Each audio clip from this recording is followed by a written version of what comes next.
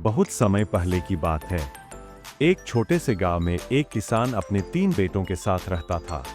घर छोटा था, लेकिन दिलों में फासले बहुत बड़े थे।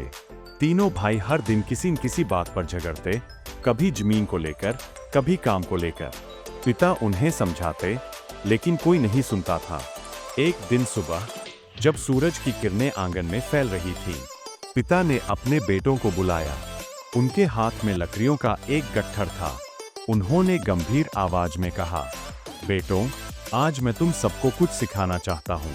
उन्होंने गट्ठर सबसे बड़े बेटे को दिया और कहा, लो, इसे तोड़ो।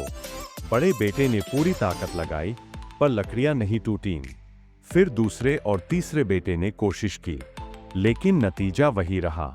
पिता मुस्कुराए, बोले, अब इसे खोलो और हर एक लकड़ी अलग अलग तोड़ो।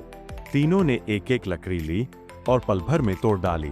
पिता ने धीमे स्वर में कहा, देखा बेटों, जब लकड़ियां साथ थीं, कोई उन्हें नहीं तोड़ पाया, लेकिन जब वे अलग हो गईं, तो पल भर में टूट गईं।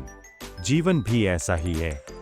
अगर तुम आपस में झगड़ते रहोगे, तो दुनिया तुम्हें तोड़ देगी, पर अगर तुम साथ रहोगे, कोई ताकत तुम्हें हिला नहीं सकेगी। तीनों भाइयों की आंखों में आंसू आ गए। उन्हें पहली बार एहसास हुआ कि उनके पिता ने कितनी बड़ी सीख दी है।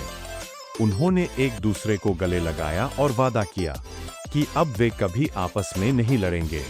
उस दिन से उस घर में झगड़े की जगह हंसी गूंजने लगी और पिता मुस्कुराते हुए बोले, साथ रहो बेटों, क्योंकि एकता में ही असली शक्ति है।